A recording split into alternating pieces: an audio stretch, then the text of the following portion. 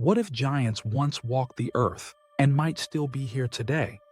The Bible mentions them briefly, but ancient texts reveal a terrifying truth that mainstream Christianity has buried for centuries. These weren't just tall humans, they were something far more dangerous. Before we dive into this forbidden history, hit subscribe because YouTube actively suppresses biblical mystery content. The algorithm buries videos like this, so subscribing is the only way you'll catch our next revelation about hidden scripture truths. Genesis 6:4 gives our first clue. The Nephilim were on the earth in those days, and also afterward, when the sons of God came into the daughters of men. The Hebrew word Nephilim literally means the fallen ones. Numbers 13:33 mentions them again. We saw the Nephilim there. The descendants of Anak come from the Nephilim. We seemed like grasshoppers in our own eyes, and we looked the same to them. These weren't just big people. They were so massive that trained warriors felt like insects. In Deuteronomy 2 and 3, we read about whole tribes of giants after the Great Flood, tribes like the Rephaim, Emim, and Anakim.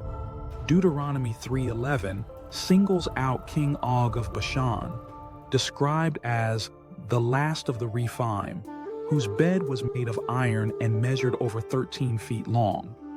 Ancient texts rarely mention iron objects, so this wasn't just a giant, but a giant with a massive iron bed, a symbol of almost supernatural strength and power for that era.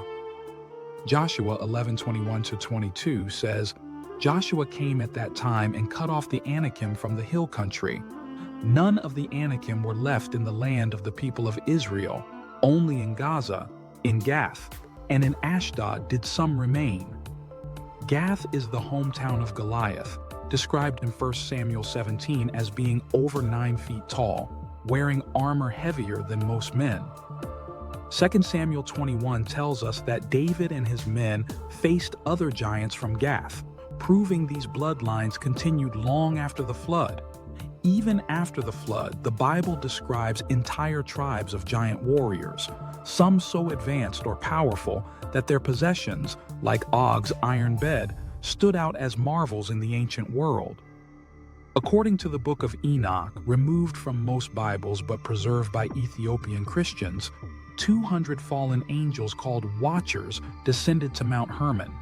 Their leader, Simjaza, convinced them to take human wives and corrupt God's creation. These angels taught humanity forbidden knowledge. Azazel taught warfare and weapon making. Barakel taught astrology. Kokabol taught the constellations. But their offspring, the Nephilim, were abominations. Growing to enormous size, they consumed everything in sight and eventually began eating humans. Comment below if you think the Nephilim were real or just mythology, because what I'm about to show you might change your mind forever. The Great Flood wasn't just about human wickedness, it was specifically to destroy the Nephilim. Genesis 6:11-13 says the earth was corrupt and filled with violence because of these hybrid beings. But the real mystery is that the Bible clearly mentions giants after the flood. Numbers, Deuteronomy, Joshua, and Samuel all describe these post-flood giants, sometimes even noting their iron possessions, like King Og's legendary iron bed. How did they survive? There are 3 theories. Some survived in underground caverns, their genetics passed through Noah's family line, or the fallen angels repeated their rebellion post-flood. The persistence of these giant tribes, the Rephaim, Anakim, and others, across the books of Joshua and Samuel shows the legacy of the Nephilim didn't end with Noah. Ancient historian Josephus wrote about giant skeletons being discovered throughout the Middle East. Egyptian execration texts mention giant enemies. Archaeological excavations at Gath, Goliath's hometown, reveal massive fortifications built for enormous inhabitants. Even today, the Solomon Islands report living giants in their cave systems. Locals describe 8 to 10-foot beings with supernatural strength who occasionally interact with humans. Similar reports come from Afghanistan, where U.S. soldiers allegedly encountered the Giant of Kandahar, a 12-foot red-haired being killed in combat. Some biblical giants weren't just known for their size, but for their connection to iron. In the ancient world, iron was rare and precious, a sign of technology and power. The Bible calls attention to King Og of Bashan's iron bed as a marvel, hinting that these giants may have possessed tools, weapons, or artifacts far beyond what their human neighbors could produce. Why don't we hear about this?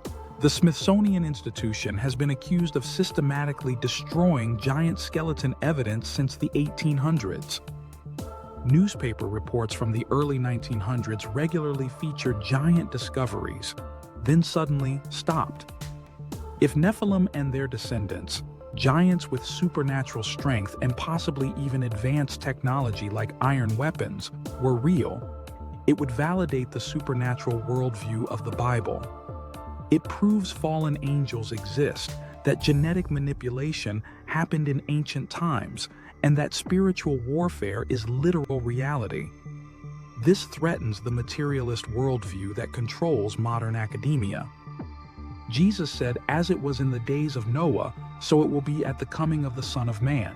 Matthew 24:37. What was unique about Noah's time?